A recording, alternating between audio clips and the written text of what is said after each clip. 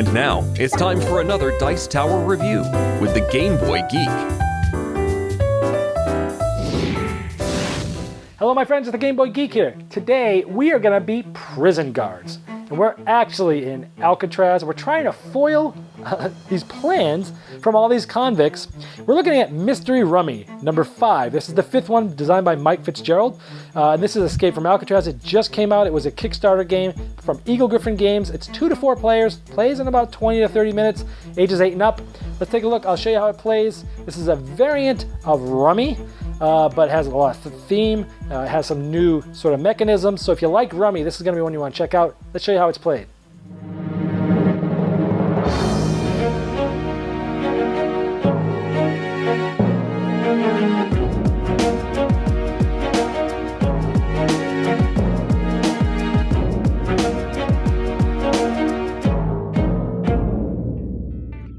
Here in Mystery Rummy, we have solitary, which is where people who are in solitary confinement come up with plans to escape from Alcatraz.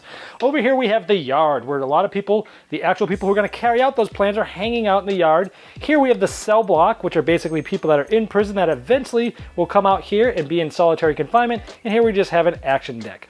The game is set up so that a bunch of these different plan cards, which have different colors and are different plans, are dealt out here. As soon as a person or a convict comes out of the deck, he comes to the yard and that stops. So there'll be a random amount of cards here to start the game, start every round actually, and everyone's given 10 cards in their hand. And from my 10 cards here in my hand, these are in my hand, we can see there's different plans. Think of them as different suits, but they're different colors and different plans. Like we have saw through the bars and sneak off in disguise, climb the fence, tunnel through walls, and run from work detail. We also have, we have attack the guards. I also have another one of those convicts here. He's gray, he's kind of a wild, we'll talk about that later. And each of the cards has some great artwork, has how many points it will score you if you get to foil that plan, and it has a lot of good flavor text for each of the plans to talk about things that really happened in Alcatraz. We are guards in this game. We're actually trying to foil plans of these convicts. And how we foil plans is, well, on your turn, how it works is you're going to either draw 2 cards from the cell block or draw 1 card from solitary. Well, I'm going to draw this one here because I already have a lot of that plan here. Now, on your turn, after you've drawn, you can play a bunch of plans. Now, if you're playing a new plan, like this one, there's no plans out yet, I can play them all down together as long as I have at least 3 at a time to start any new plan. So, wow, I had 1, 2, 3, 4, 5 right off the bat there. Now, each of these are going to be worth 2 points if I'm able to foil the plan.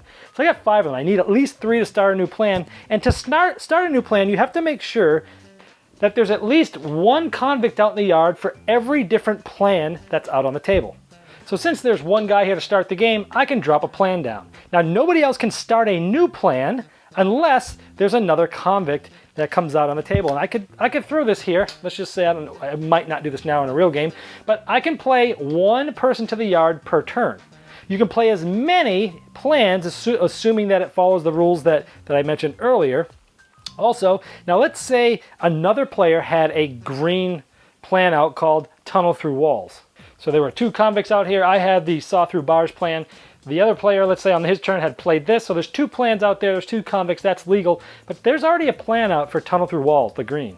I could lay down, or lay off they call, because this, as long as there's 3 out of 1 plan, you can play that down. Now you can play as many of these cards of the same plans as you want on any turn. But anytime you either lay off or play a set there, you always first draw 1 of these action cards. And no matter how many of these you play, you're only going to draw 1. These things do different random things. For example, cell search. Turn over the top 3 cards in the cell block, choose 1 to add to your hand, discard the others. Or it might be work detail. Either draw 2 cards from the cell block or take any 1 card from the face-up discard pile. Because normally when you take from the discard pile, you can only take the closest one there. And so there's all sorts of different things here that do this, like rattled. Draw 2 cards from the cell block, add them to the hand, turn over any top 3 cards from the cell block, and then put any escapees in the yard, discard all of others in the solitary. So it's usually having you add cards to, your hand or take things. It just adds a little bit of thing, different bit of randomness there.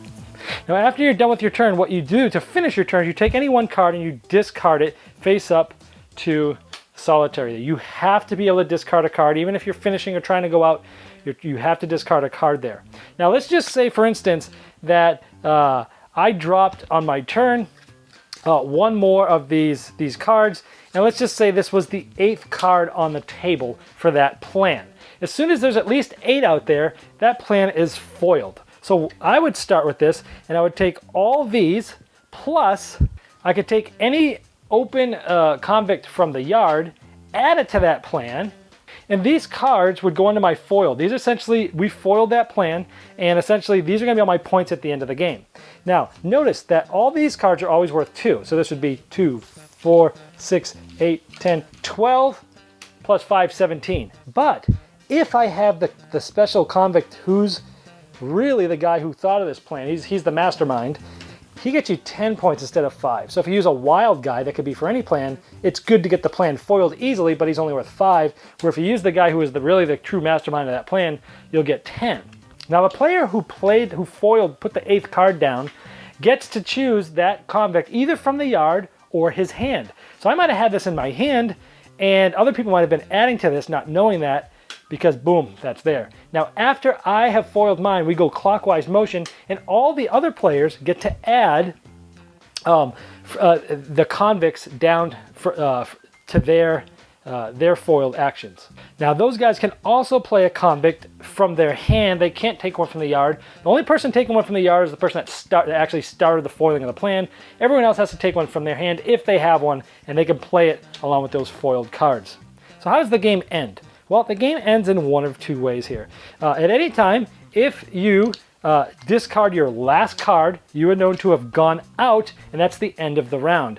People would then add up all their points, and they would put it on a score sheet, and then the first person to 100 points wins.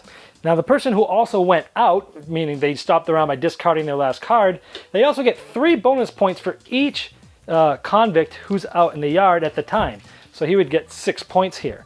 Now, if no plan has been foiled, meaning he's able to go out before any plans are foiled, nobody else gets points, and essentially he gets 10 points for every infamous escapee and 5 points for everyone that's there. So essentially these infamous guys, the ones that are actually have a color here, he would actually get all the points of the people there, and nobody else would get anything. So you shut everybody else out if you're able to go out before anybody foils a plan.